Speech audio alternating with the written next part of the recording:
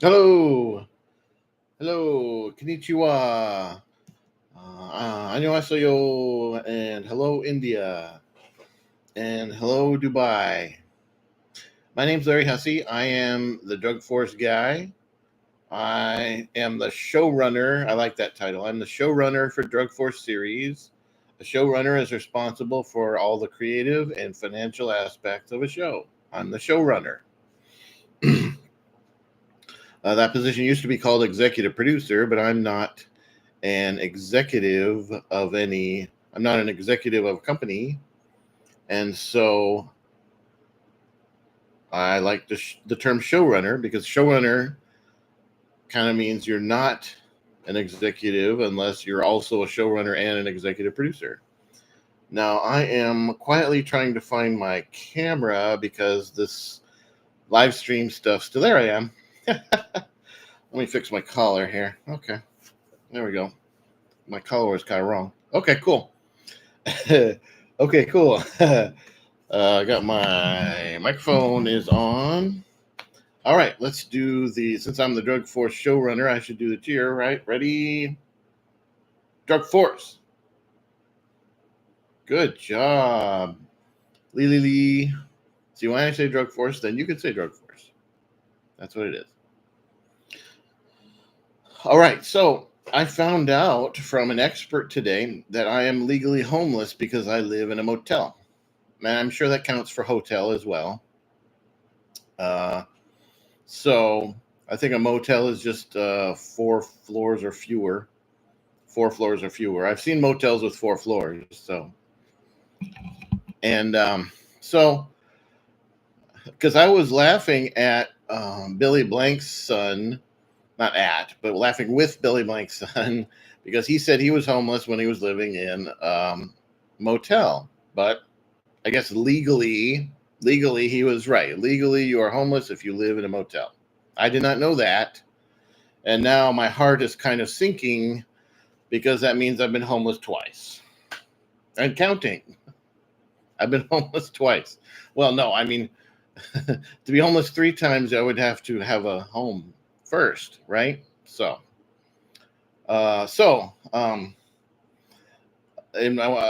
expert on this stuff told me that in Washington State now, since 2022, someone who lives in a motel does not have any renter's rights, but on the other side, a motel must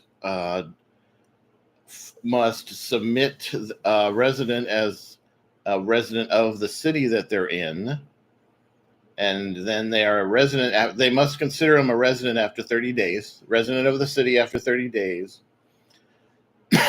and also someone who lives in a motel is eligible to apply for welfare, for food stamps and welfare, and whatever it's called now, because you're living in a motel. And legally now you are homeless if you live in a motel. Now, unfortunately, a lot of hotels in this state are reacting by saying they have a limit of 30 days for you to live there, and then you have to move out. So when I lived in Kent, I lived in a certain motel that had a good rate for 30 days, and then I would go to a different motel close by that had a good rate for a week or two, so I didn't have to move right back, and then I'd move back so I'd alternate 2 hotels basically, and because I don't know if the second one would have thrown me out, I don't know, but the first one was much nicer and actually cheaper. It was nicer and cheaper, so I wanted to go back to the first one again, and so I don't think that's legal though. I don't think it's legal for a hotel or a motel to kick out someone just because the law says that someone staying there is a resident after 30 days. They say, well, we have a policy where, guess what? We don't take residents. We're not an extended stay. We're not a long stay. We don't take residents, right? So that's what they say is that we're not a hotel that takes residents. And so let me make sure everything's going okay. Yep. We're not a hotel that takes residents. So we're going to kick you out after 30 days. And maybe it is legal. I'm not sure. But the other thing you need to get benefits is you need to apply for jobs. And so I probably should have applied for benefits when I had my last temp job. But all the temps in that job were let go because the temp assignment was over, and they decided they didn't want temps anymore, and they didn't want to, and also they didn't want to hire the temps as permanents, which is sort of a usual thing, sort of a normal thing to do, is to hire your temps as permanents if they're still there. But they didn't do that either. So I sort of wish I applied for benefits when I was at my last temp assignment, but if my Drug Force streaming income doesn't start and my Drug Force book income, that definitely won't start for another few months. Then I might be looking at temporary job apps. So for temp jobs, because I'm a temp worker and I do temp jobs. And so I was kind of hoping that I would get some sort of streaming income by now, but YouTube refuses to monetize me.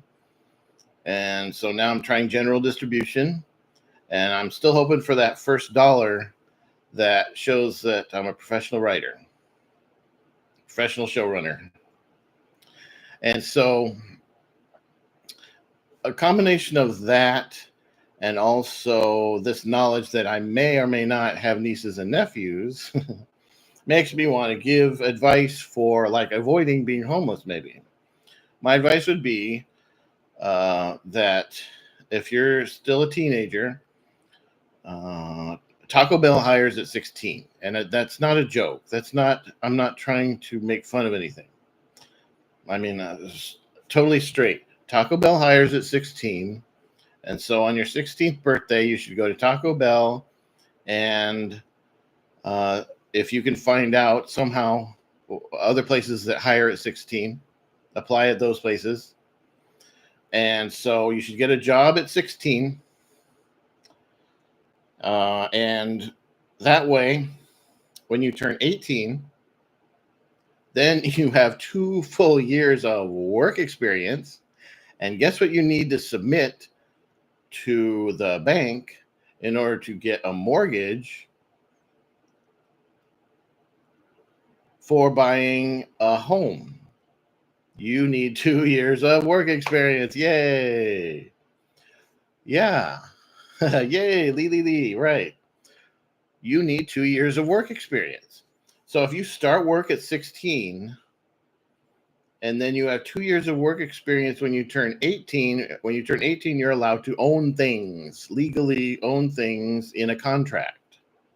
So when you turn 18, you can find something. You can find a home or a condo that you might want to buy, and you can see if the bank will approve you for a mortgage for that house or condo. I mean, I've owned a condo. I've never owned a house before, but I've owned a condo before, and I was president of the condo association, and I was a very good president, and things went really well when I was president. But then someone else thought that he wanted to be president, and I said, okay, because it's not paid. However, you can pay your president of a condo association if you want to, but you don't have to. I'm going to go over 10 minutes. Anyway, I'm past 9 now. So when you're 18, number one, you want to sign up for a stock brokerage account and start owning shares of stock. I would suggest shares of stock that pay dividends, because then they pay cash money to you and you don't even have to sell the stock. So I would suggest shares of stock that pay dividends.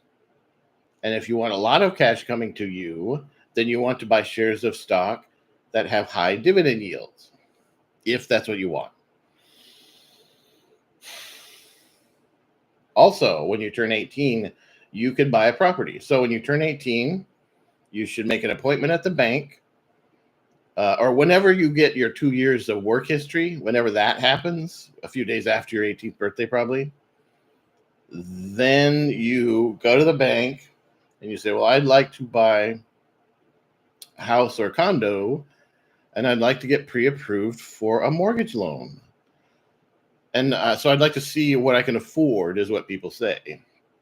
You go to the bank with your 2 years of work history, and you say, I would like to be pre-approved for a mortgage loan so that I can have that power, have that buying power. And so, and if you work part-time at Taco Bell, they might say, well, you're only working part-time at Taco Bell, but they will probably do something for you. And so then you will know how expensive of a condo or an apartment, or condo or not apartment, an apartment is rent, how expensive of a house or a condo minimum you can afford. And then also at 18, you can consider running for office. You're allowed to run for office at 18. And so if you're not doing anything else at 18, if you're not holding a job at 18, you could run for office and get known that way. Obviously, you want to register to vote at 18. That's the big thing that we've always done at 18. You also want to register with Selective Service. That is still around. And if you register with Selective Service, then you are eligible to become a federal employee. And also you're eligible to become a federal senator. You're eligible to be, the only way you're eligible to become a senator is if you register for Selective Service. So be sure to register for Selective Service when you turn 18. It's still around. And then you can get a federal job like I did. I got a federal job with the United States Environmental Protection Agency. And that's how I know that pot shops will need to be remediated and capped and lidded as hazardous waste sites. That's how I know that. So hello to my nieces and nephews. Knowing that you might exist has inspired me to start giving advice that I've saved up for young adults growing up. Have a good day. It's 12 minutes and 45 seconds. Have a good day.